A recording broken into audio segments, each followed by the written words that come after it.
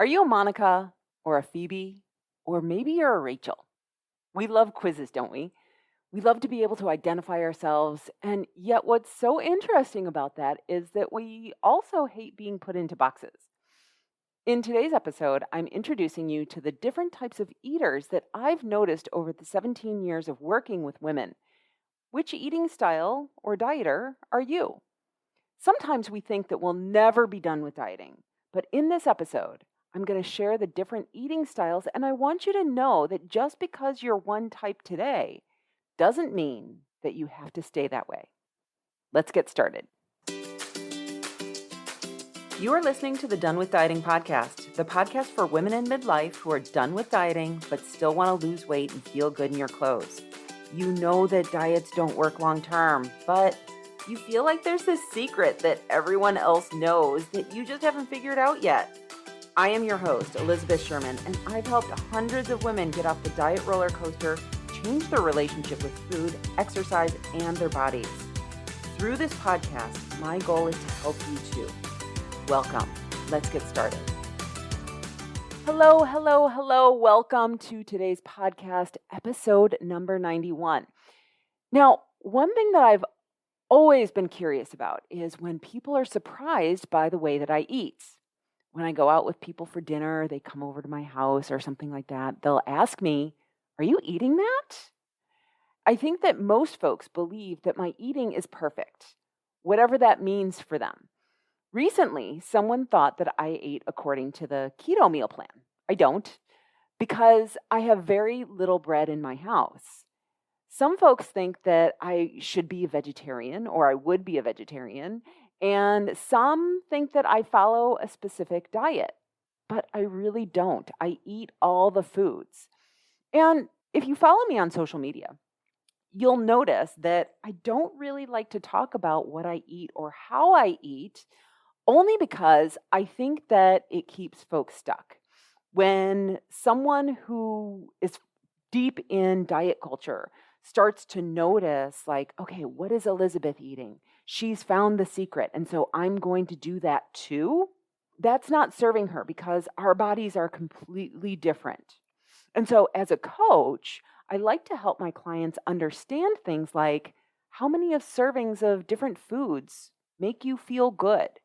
How many vegetables should you be eating and which ones? Because not all vegetables, surprisingly, will make all of us feel great. How often should you be eating and how many meals so that you aren't hungry and that your body is functioning at its optimal level? And so here's the thing. No book or out-of-the-box program can help you with that. And if you schedule a consult with me, I can't even tell you that. What we have to do is we have to figure out what that means for you.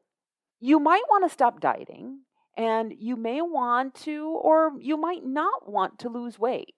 But more than that, I'm going to bet that you just want to feel good. You want to stop the mental drama around food in your body. And so after 17 years of experience as a coach supporting women in midlife, I've observed that generally women fall into one of the following different types of eaters. And I'm going to outline exactly what those eaters are.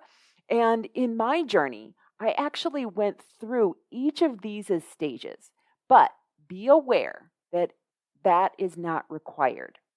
And so chances are, if you're here listening, you're probably falling into one of these different categories. And when you hear the categories, you'll begin to understand why it's so super hard to follow any sort of advice, because following cookie cutter advice isn't going to get you where you want to go. And none of us, again, fit into these exact boxes. Okay, ready?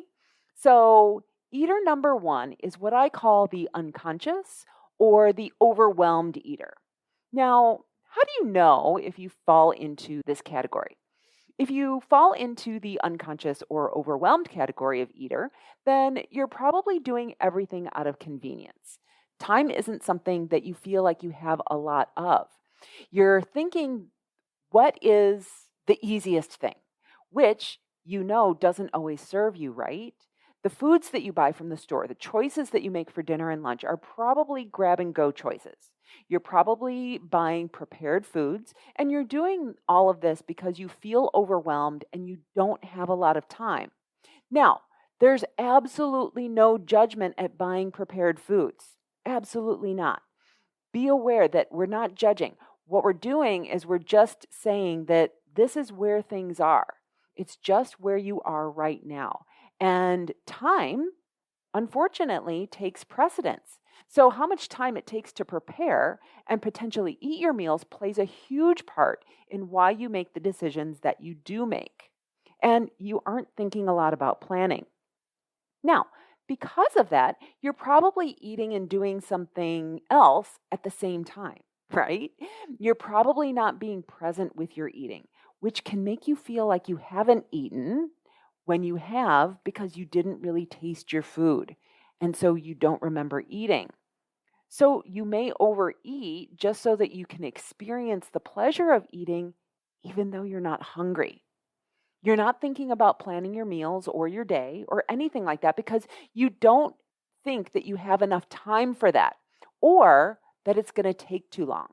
Or if you are doing some sort of planning, then the planning goes out the window because other people's schedules, those people that live in your house with you, your partner and maybe your kids, they're hijacking your plan, right?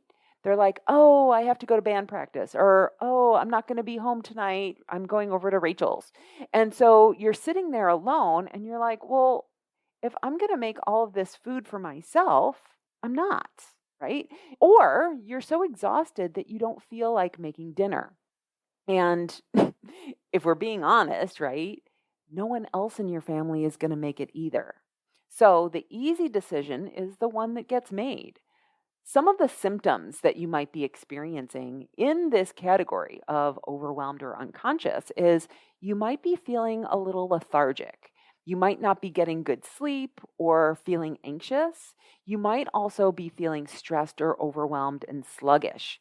You might have cravings, hot flashes, or night sweats.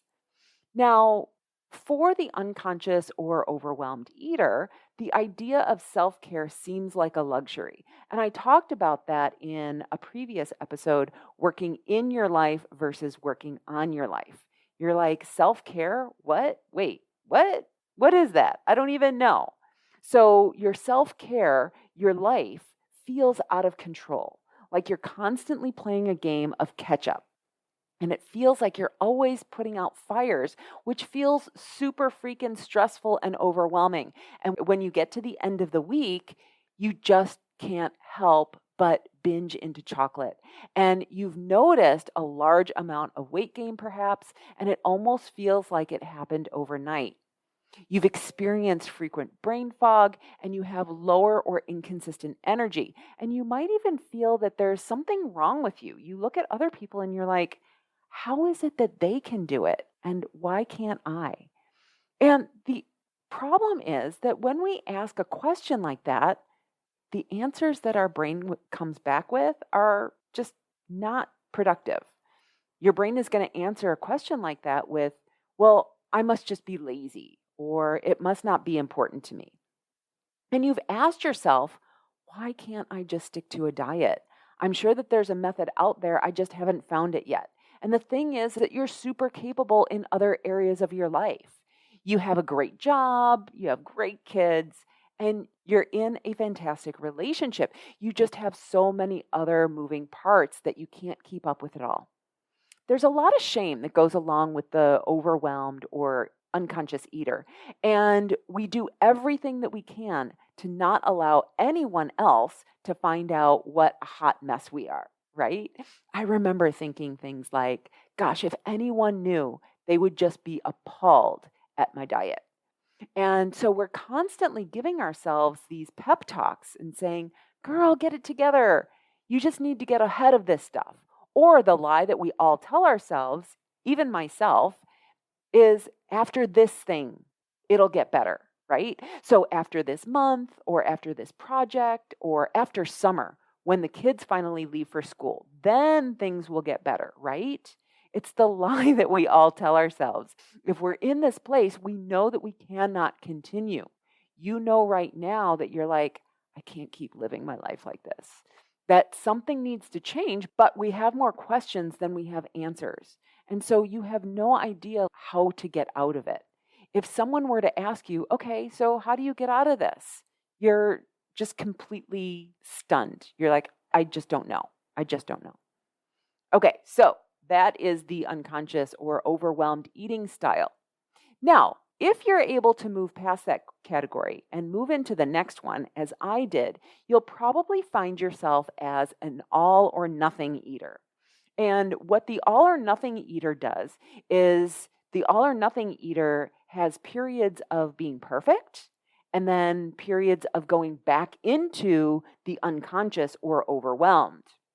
Now, if you're able to move past that category and into this one like I did, you don't have to go through category 2. Now, if you're an all or nothing eater, you've probably had some successful weight loss attempts in the past. So either as a younger woman, you didn't really struggle with your weight, and now that you've hit perimenopause or menopause, you're like, what the heck just happened?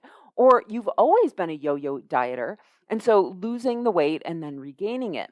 Weight loss has never really been super easy for you. So you're either on a diet or you're off the diet. And when you're on the diet, everyone in your family knows that you're on the diet, right? And you're probably making them do it too. But they're probably sneaking out and eating off the diet because they can't be so super strict. And so they're sneaking out for burgers and pizza and then not telling you about it, right? They've been through this before and they know the pattern that you're super strict with the rules. And when you're weighing, and you're probably weighing your body and logging your food on a daily basis, the diets and the rules don't seem to serve you. But the problem arises when you either make a mistake or things don't go as planned. You can be adherent to the diet for a really good amount of time, but when things don't go as planned and you make a mistake, the wheels come off, right? And when the wheels come off, that's when all hell breaks loose. You're like, give me all the ice cream, give me all the French fries. And when you eat something that wasn't on the plan, you immediately think, well, I really just screwed up. I may as well eat some more. I'll try again on Monday, right? Do all of these things sound familiar to you? If it does, then, you're not alone. So again, I'll try again on Monday, and you have those good days and bad days, and you know what controls whether you have a good day or bad day, right? It's the scale. The scale totally rules you. And so when you are having your good days, everything is good, right? But when you have an off day, you go through a little bit of what we call last suppering. And last suppering is, I don't know when I'm going to get this again. I better eat it all. Okay, now the thing is that, again, you have so much going for you. You're probably super knowledgeable about all the food and exercise. In fact, you're probably one of those people that keeps up on the latest products in the grocery store and fancies yourself as an aficionado when it comes to the best brands that you can buy for the lowest calories. And you share that with all of your friends. You probably cook, and you can probably cook really good, healthy food, which is a huge plus, but you're overcomplicating things and you think that you need more information. Now, if we're being honest, this is the phase that I was in when I became a personal trainer and nutritionist. I believed that there was a magic pill and there was this nugget of information that I just kept searching for, that if I consumed it, if I knew what it was, it would suddenly make everything make sense. It would make me skinny. But yeah, it's kind of crazy to think about it, that once I would get this piece of information, that suddenly I would be adherent to all the things that I knew that I should be doing. I also consider being in the all or nothing phase what I call the professional dieter. Now, the professional dieter is very similar. However, professional dieter doesn't have those out of control switches. The professional dieter is completely white knuckling it. And when you are a professional dieter, you don't believe that you can eat whatever you want. You believe that you have to follow the rules. You believe that weight loss is difficult, and you're afraid that if I have ice cream, then I'm going to lose control. And so you are on a constant restrict cycle, but you've gotten really good at it. Whereas the person who's on all or nothing has not gotten as good at controlling and having willpower over the types of tasty foods that are available. Okay. So, as a professional dieter, you believe that you have to follow the rules. You believe that weight loss is difficult, and you have a fear that if you miss a workout, that you'll gain all of the weight back, or if you go on vacation or have a weekend away where everything is completely unplanned, you kind of have a little internal freak out or cringe inside. I used to do that all the time. And for many women in this stage, you feel like you're in a battle with your body, that everything feels difficult because you eat a healthy diet. You cook and you don't eat a lot of processed foods, but you cook to maintain control over your weight. And when plans deviate from what you expect, you have that internal freak out because you're afraid that you're going to lose control. You also feel really super resentful of other people who don't seem to struggle with their weight, or folks who ultimately find success using that against yourself and feeling like it's unfair because you're trying so hard, right? You feel resentful of other people's success, and you probably use exercise as a way to burn off calories that you overate because, quite honestly, that's what we've been taught. Okay, so that's what I call the all or nothing phase, and then also the professional dieter.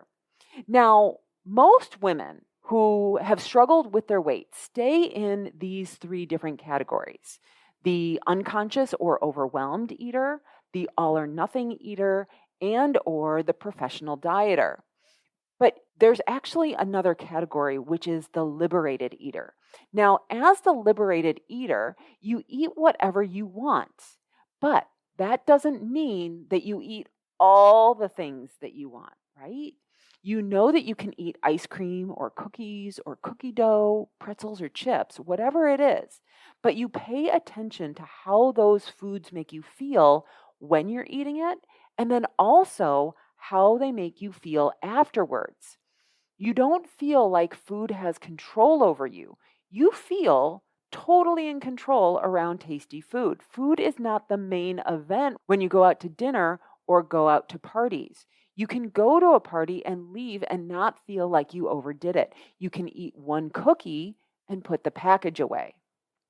And as a liberated eater, you are not thinking about food 24/7 or beating yourself up about what you should or should not be doing. You're not taking your cues of what to eat from other people, and instead, you're tuning into your own desires to make your decisions. So you can totally go out to dinner with other people and they're all eating pizza, and you order a salad because you like the salad. You are not feeling resentful of having to eat the salad because everyone else can eat pizza except for you. It's a completely different way of looking at your food decisions. Sure, you absolutely get cravings, but they're not nearly as intense as they used to be. And you make decisions from an empowered place, understanding that if you do drink alcohol, you might suffer the consequences of not sleeping, of getting a hot flash, or getting a headache. You have your self care dialed in, and you know what lifestyle behaviors you need to do on a regular basis so that you can manage your menopausal symptoms. Things like sustained energy, getting rid of your hot flashes, stable mood, low cravings, and you sleep through the night. Now, you occasionally still overeat. I'm not going to say that that's going to go away, but it's not to the extent that you used to do it. And when you do it, you don't make it mean something about you, that you're a failure. You're able to enjoy a fabulous dinner out with your friends or your partner, or eat ice cream with your kids or your grandkids and totally enjoy it for what it is and put it behind you. You don't dwell on things and beat yourself up because of it. And all of that overthinking is gone. One of the things about the liberated eater is just the absence of pain, the absence of overthinking, self doubt. And I would love to tell you how it is, but what I can tell you is really what it is not. And what it is not is it's not constantly thinking about food, like having that conversation with yourself on loop. All of that is gone. You know what food your body does well on, and you know how much you can indulge without suffering the consequences. And all of that overthinking is gone, and all of the food chatter is gone too. You'll be able to concentrate on other things, and it is so incredibly liberating. So, first, I want to tell you that becoming a liberated eater is not a unicorn. I remember when I was in my overwhelmed stage and when I was in my all or nothing stage, that I would hear about people who could eat one cookie, and I just could not fathom how that was even possible. Like, I would eat 5 or 6. And I was like, I don't know any other way. But I was able to learn how to eat just one cookie, and I teach my clients this every single day. So becoming a liberated eater is not a unicorn. But here's the thing, nobody teaches it. It's not something that's completely elusive, and quite honestly, it is possible for everyone, even you. I know that you're completely dedicated, and I know that you've tried everything out there. I talk to women all the time about this, but quite honestly, the system is rigged against us because all of the nutritional advice and all of the health advice that's out there, it's designed to keep us dependent on others. It's designed to tell us what to do instead of following your own inner wisdom. It's just cookie cutter stuff, meaning that everyone is parroting the same exact stuff. If you do A, then that means that you should get result B. And if you don't get result B, then that means that either you didn't follow the plan or there's something wrong with you instead of there being something wrong with the strategy, right? It's totally ridiculous. Most diet and exercise programs aren't personalized to work with women in midlife where your hormones are at right now and how your metabolism functions, not to mention that most weight loss advice is based off of studies where the participants were college-aged men. I recorded this episode to give you hope. There's a better way, a way that doesn't feel so difficult and hard, a way where you can rediscover how you were meant to eat before you received all of those messages about diet culture. Don't eat that, or it will make you fat, right? And you need to banish all tasty foods. You can't eat them, right? But you live in a world where tasty foods exist. It would be really nice to be able to eat them without second guessing yourself and feeling guilty or just giving up. Now, if you want to ascend to the liberated eater, I'm going to invite you to work with me. We can work together privately, or you can join my group coaching program, the Feel Good Sisterhood, where I teach my clients exactly how to change their relationship with food, themselves, and exercise so that you can become a liberated eater too. And I guarantee that when you start to listen to your body and eat and move with your best self in mind, your body will thank you by becoming the body that you have desired. Schedule a consult with me to find out how to move from the type of eater that you are and become a liberated eater in the process. Go to elizabethsherman.com/consult to schedule your call.